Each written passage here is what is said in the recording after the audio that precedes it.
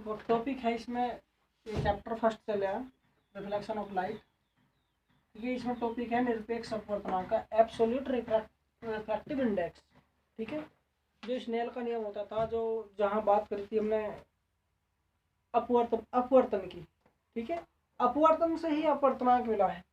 तो इसकी डेफिनेशन क्या है? जब प्रकाश का अपवर्तन वायु से किसी अन्य माध्यम में होता है, जब प्रकाश का अपवर्तन वायु से किसी अन्य माध्यम में होता है, तब आपतन कोण की दिशा साइन आई तथा अपवर्तन कोण की दिशा साइन आर के अनुपात को उस माध्यम का क्या कहते हैं? निरपेक्ष अपवर्तनांक या अपवर्तनांक कहते हैं। इसे स्मॉल एन से शो करते हैं। ठीक है, मान लो ये प्रकाश का अपवर्त, ये क्या है? यहाँ पे बाउंड्री है, ये बाउंड्री है। ठीक है, और ऊपर से यहाँ पे यहाँ पे देखो, ये बाउंड्री है, यहाँ पे ए फर्स्ट मीडियम है, मान लो यहाँ पे एयर है, और यहाँ पे गिलास है। ठीक है, सेकंड मीडियम है, ये सेकंड मीडियम है और फर्स्ट मीडियम है, और इस पे क्या है? ये नॉर्मल है। ये एन एंड एस क्या है? बाउंड्री, और ये एन क्या है? एन ओ है, ये क्या? नॉर्मल है। ठीक है, और ये नॉर्मल नीचे को निकल गया, एन से एन डैश, ये एन वन एन टू कर लो इसे, और एन से एन डैश कर लो। तो ये नॉर्मल है, और ये इसका क्या है? बाउंड्री है। अब इसमें लाइट रे, इसमें जो लाइट रे आएगी, ये लाइट रे यहाँ से आई। ठीक है, और ये क्या हो गया? आपतन कोण आई। और यहाँ से जब ये ऊपर नीचे गिलास है, ऊपर एयर है, एयर से गिलास में जा रही है, तो थोड़ी इधर क्या हो जाएगी? बैंड हो जाएगी, झुक जाएगी, और ये क्या है? आर है। ठीक है, ये अपवर्तन कोण है। तो ये निरपेक्ष अपवर्तनांक जो है, इस आपतन कोण की जो साइन आई तथा इस अपवर्तन कोण की जो साइन आर का जो अनुपात होता है, उसे क्या कहते हैं? अपवर्तनांक कहते हैं, या निरपेक्ष अपवर्तनांक कहते हैं। इसे एन से शो करते हैं। ठीक है, इसे एन से शो करते हैं। और इस नियम को, इस इक्वेशन को, इसे क्या कहते हैं? इसे स्नेल का नियम भी कहते हैं। ठीक है,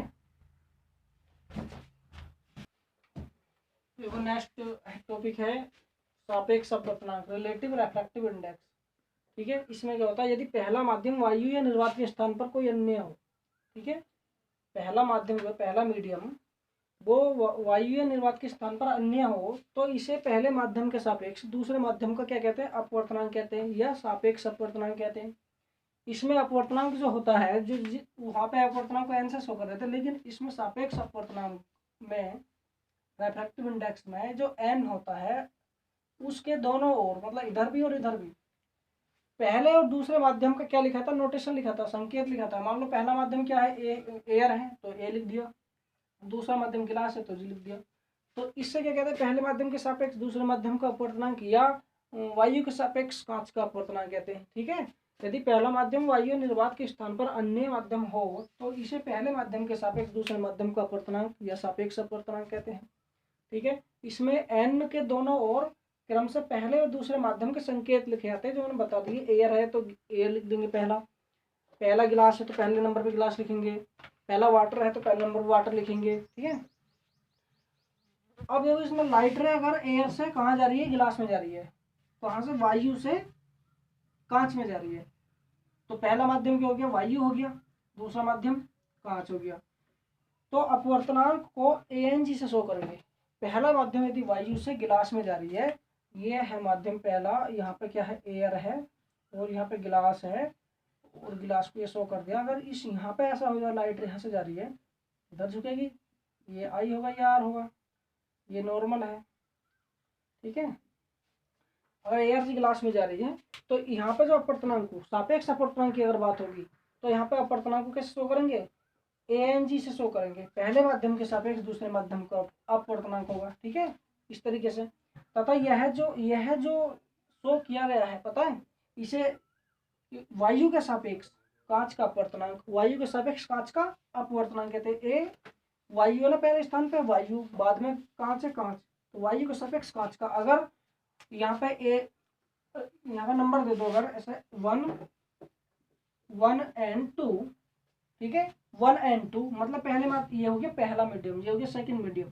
तो इसे लिखेंगे क्या? पहले माध्यम के सापेक्ष दूसरे माध्यम का अपवर्तनांक। ठीक है, अब जो भी पहले स्थान पे है वो पहले रख दीजिए, यहाँ पर एयर है, गिलास है। ठीक है, तो ये ANG बराबर sine i upon sine are.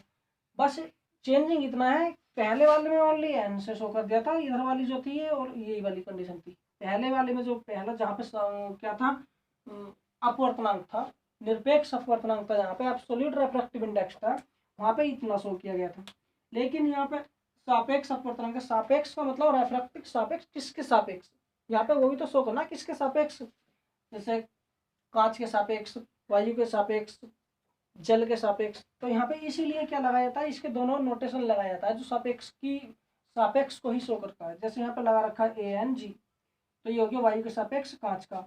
अब ये केस था कब, जब वो लाइट रे एयर से गिलास में जा रही थी। अगर लाइट रे गिलास से एयर में जाएगी तो इसका अपोजिट हो जाएगा, फिर होगा GNA, और ये हो जाएगा साइन I/sin R हो जाएगा, साइन R। तो इसे कहेंगे क्या, कांच के सापेक्ष वायु का, कांच के सापेक्ष वायु का अपवर्तनांक होता, इधर का होता वही साइन I/sin R, साइन आपतन कोण की जैसे साइन I तथा अपवर्तन कोण की जैसे साइन R का अनुपात। और चेंज यही है कि यहाँ पे सापेक्ष कुछ ना कुछ नोटेशन लगाया जाता है, और जो निरपेक्ष अपवर्तनांक का एब्सोल्यूट रिफ्रैक्टिव इंडेक्स हुआ उसमें कुछ नहीं लगाया, तो स्मॉल n से सब करते हैं। तो ये क्या था, रिफ्रैक्टिव इंडेक्स थे, ठीक है, रिलेटिव और एब्सोल्यूट, ठीक है।